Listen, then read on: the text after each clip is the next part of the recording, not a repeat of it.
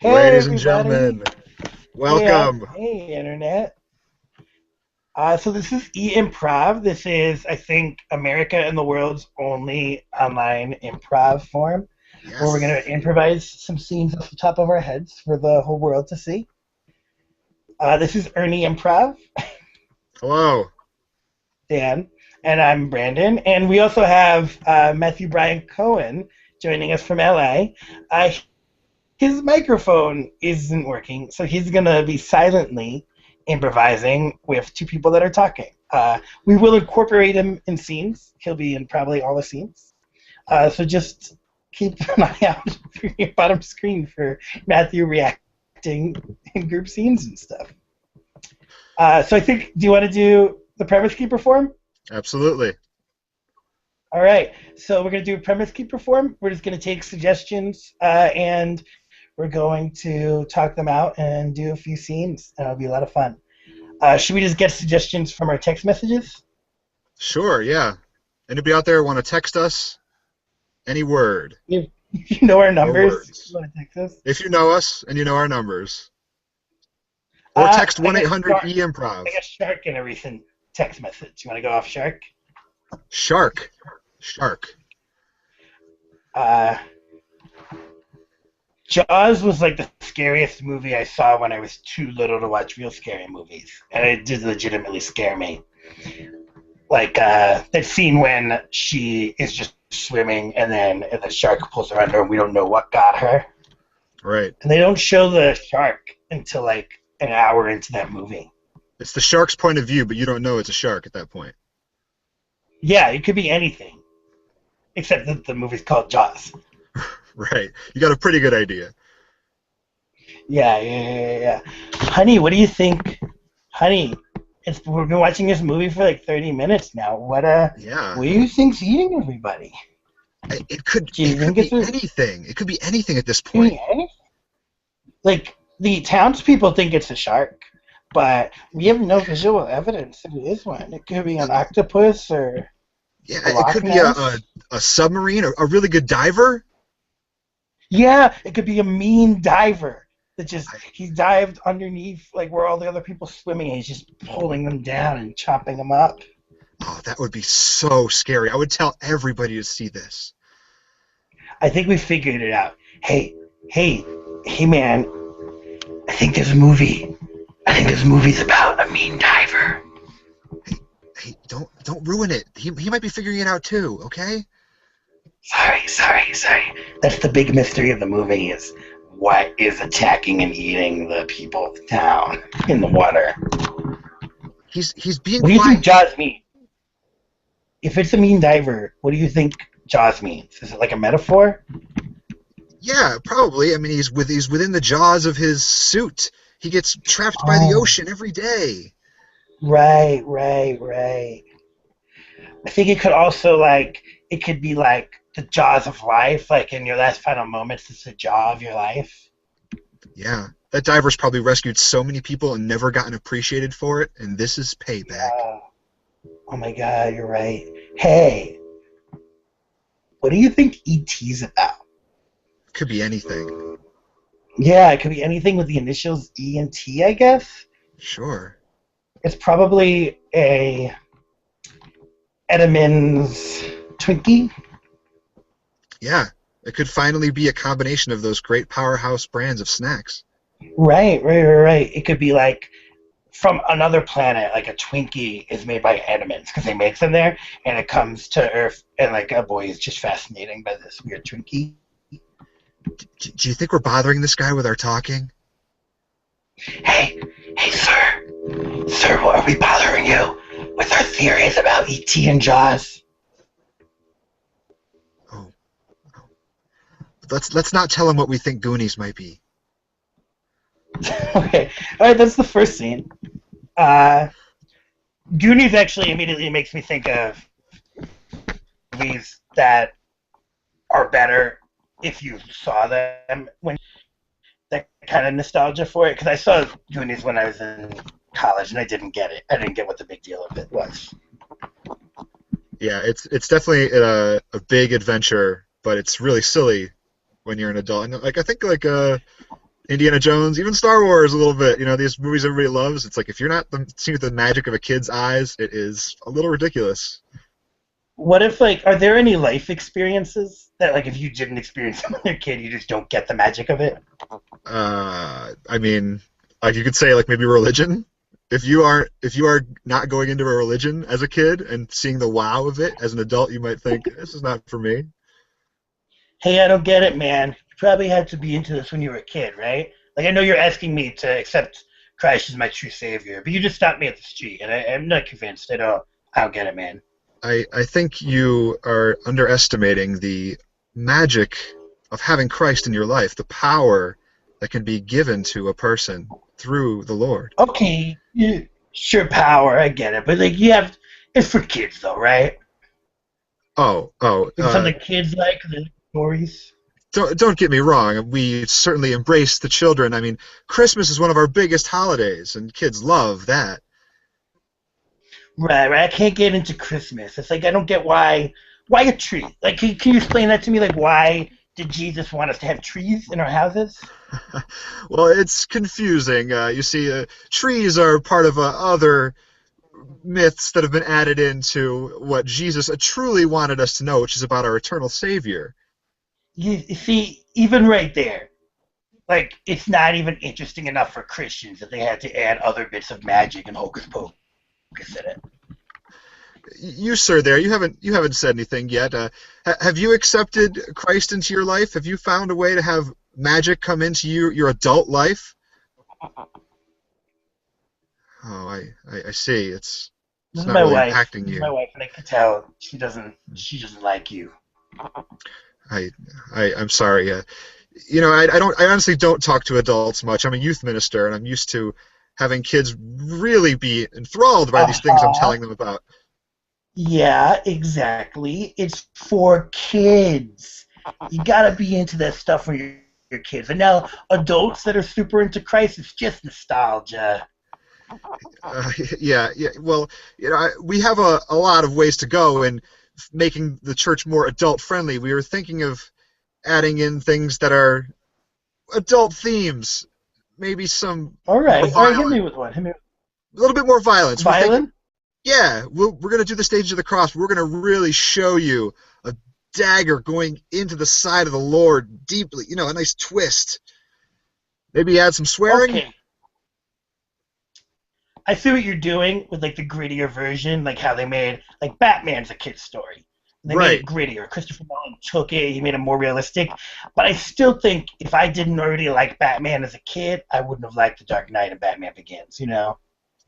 You're telling me you wouldn't be interested in a grittier, edgy Jesus? The kind of Jesus who comes out of the sky and tells you exactly what you've done wrong? Like a curse? Does he have like a dark history we don't know about that's revealed? He spent months in a desert fighting Satan, and he's got nails through his hands, and he's ready to get down with a prostitute. Huh? Huh? What do you think, Connie? Yeah, she's not buying it.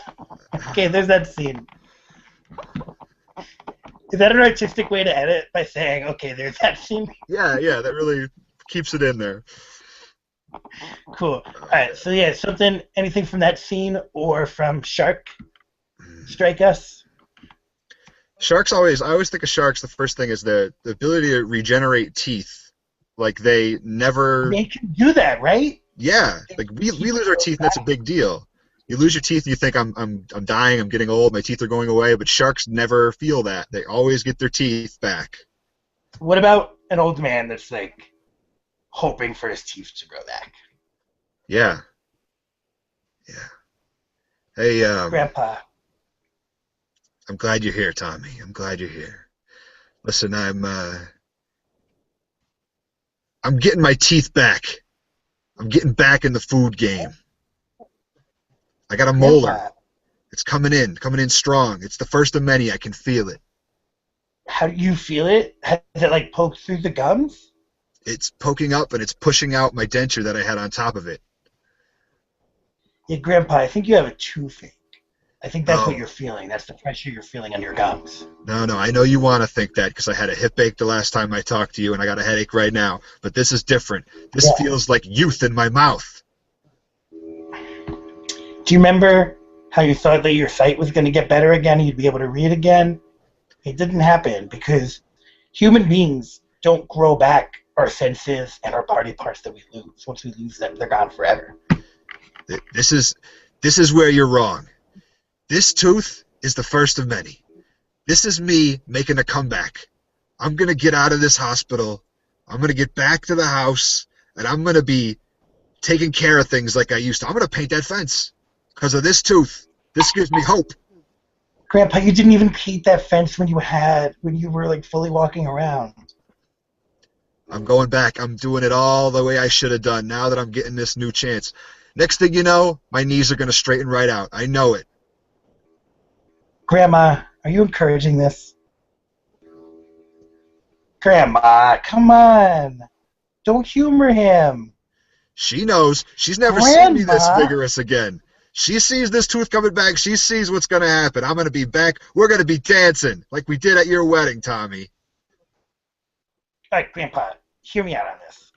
Our gums are fully formed. Like once we lose our baby teeth and our new teeth grow in and then our wisdom teeth grow in, our gums are just in that form for years and years. For your gums have been that way for 75 years. If all of your teeth suddenly regrew, your mouth would bleed out. It would be a mess because gums are not designed for that kind of stress this late in your life.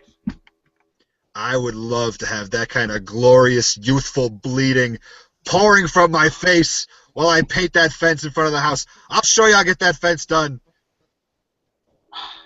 Grandma, will you tell him he's wrong? Will you finally stand up to him? Grandma,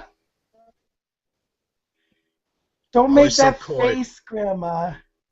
Beatrice, you know this is what's happening. I'm coming back. Okay, Grandpa, you know how I'm dyslexic, right? I was diagnosed last year with Yeah, dyslexia. yeah.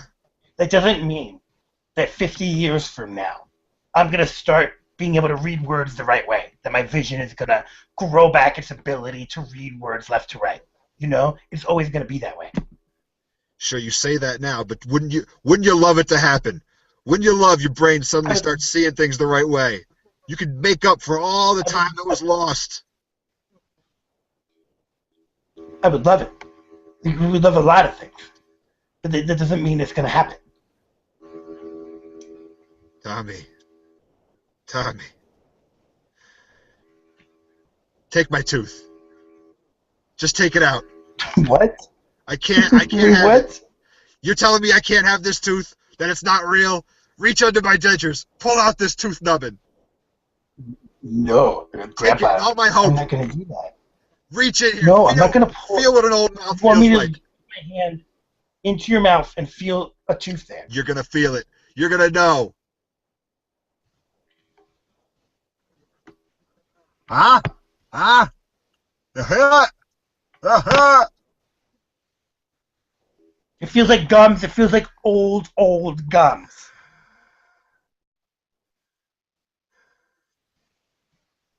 Grandma. Okay, cool. Let's see.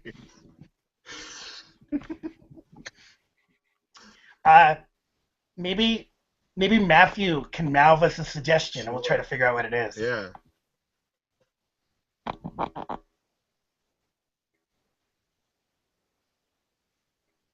It's Dollar? 2 syllables.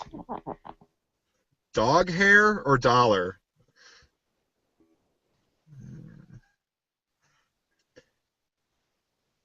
Door jar. Hmm. Door jar. I don't know why. Why am I doing this? Hair. Hair. No, no, not hair. Moving around like chess pieces.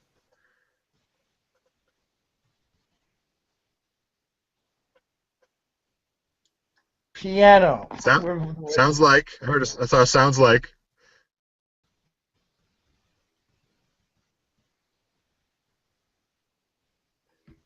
Dar. Is it a D? Does it start with a D?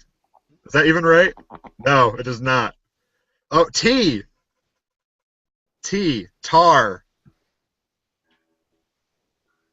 T. V? TV? T-U. T-U.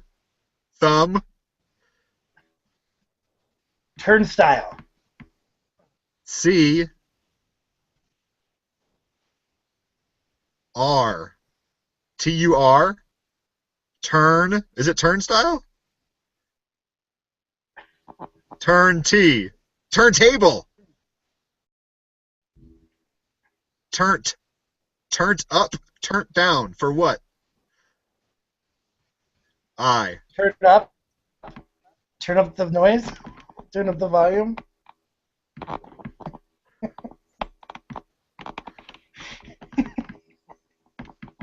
This is going to get us into our last scene when we get this suggestion. L. Turn. Turtle? Turtle! Turtle. Oh, awesome. Turtle. Turtle's such a funny word to say. Turtle? This is like the most fun word to say. Yeah, a lot of hard consonants. Turtle. It's good. Turtle. If you really pronounce the T. Turtle. Turtle. Yeah, I'm from Connecticut. We have a T in the middle of our name, in the middle of the state name. We don't pronounce that. We skip right over it. Oh, man. I want there to be like a bunch of other silent, like consonants that don't make sense. Because there are some. Right. And they wouldn't make sense when you're like explaining the language. Okay, so I finished the English language. I'm Mr. Webster. I really glad you let me pitch to you. Here's my idea for all the original words in the English language. I've written them all down. This is I quite took great care. Great work you've done here. This is amazing. Thank you so much, Mr. Webster. I took great care to go by all the rules of letters, of vowels, and consonants that we decided on when we said we were going to write this dictionary. I also, for some of the words, I threw in an extra letter or two. Then we're not going to say those. They're there for texture to make the words look better. Now, Caleb, we discussed having consistent rules to this language. We are the ones finally codifying this new language here in America. It's important for our dictionary to be the rules that everyone goes off of. If we add in confusion and letters that don't make sense, we're going to add in a lot of unnecessary problems. Take Connecticut, for example. Yes. I know it well. I know it well. That'll be the name of something. Yes. Here's how it's spelled. See it on there? That's not how it sounds at all, Caleb. Those letters don't belong in there. Well, based on the phrase, based on the sounding out of Connecticut, how do you think it should be spelled?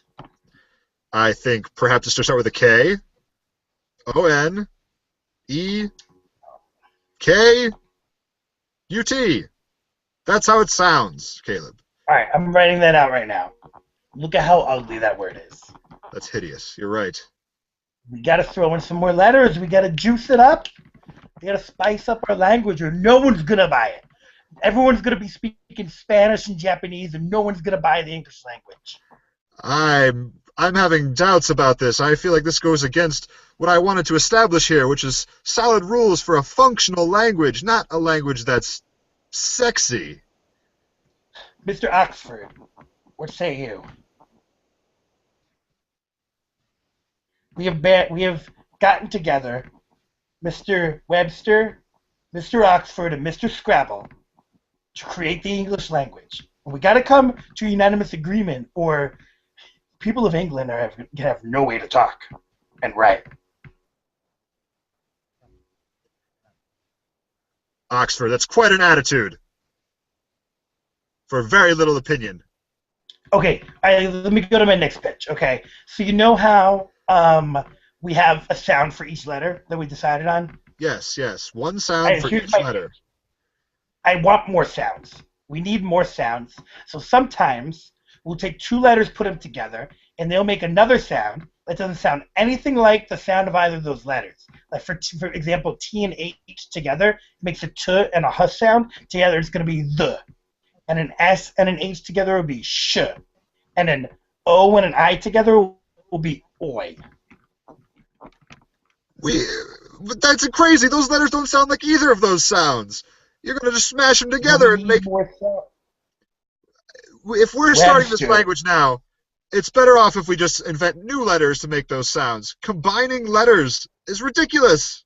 You don't want more than 14 letters. People aren't going to remember them all. And more sounds is more sexy. We need our language to be super sexy and cool. I can't That's right. That. You got it, Oxford. That's right. Oxford, don't you dance to that. Don't you dance to the idea of mashing letters together for different sounds. Oxford, I thought we were on the same team. I thought we wanted to create a functional language and a dictionary people can rely on. That's what we all want. All of us want them to create the best language. All right, Webster, what's one of your ideas? My ideas involve having letters that sound like they're supposed to sound, having reliable ends to syllables, having words appear alphabetically in my book, having an alphabetical order. That's really what I'm into. We agreed on the order. We all agreed on the order. And I appreciate that. We all agreed on the order. We all agreed on the song that will be how we teach kids the order. Yes. We agreed on the melody. Those were the first things we discussed. We discussed all the jobs of the letter. I added this thing that sometimes we'll put letters where they have no business in those words, and they'll be silent. And sometimes multiple letters together will make a new sound. Scrabble, you are going too far with this. You are setting up a future where people are going to be incentivized to create ridiculous words that no one can possibly spell. Oh, I have another new idea. Can I pitch you one more idea? Yes. It's called slang. Sometimes there'll be unofficial words that people could just make up, and they can change every single year till the end of time. There could be new slang, and so one generation won't understand all the next generation's words. I think that's a practice we should put in, like, let people make up their own words so we don't have to get all the work of making up the words. You want to write into our rules that our rules will expire every few years and will be lost to history for some constantly updating dictionary for urbanites? One slang word I've been workshopping is doy. And it'll be saying, like, if you tell me something that's obvious, like, tell me something that's obvious. Oh, yeah, Oxford's into it. He's into doy. Tell me something that's obvious right now. Something that's obvious. England is the finest country in the world. No doy. Now, even though it's not quite defined what doy is, it's very clear by your usage. There's no doy. It's not doy. And doy itself is spelled D-O-I, which I already decided that O and I would make the oi sound. Well, no doy. Huh? That's that scene. That was the best scene, I think. All right. That does it for our secret show. Thank you for tuning in. For Brandon and Matthew, I'm Dan as Ernie tonight. And we will see you next time. Like e-mprov on Facebook, follow e-mprov on Twitter, and visit e-mprov.com every night and join in to a nerd storm, get involved, watch shows. Thank you very much.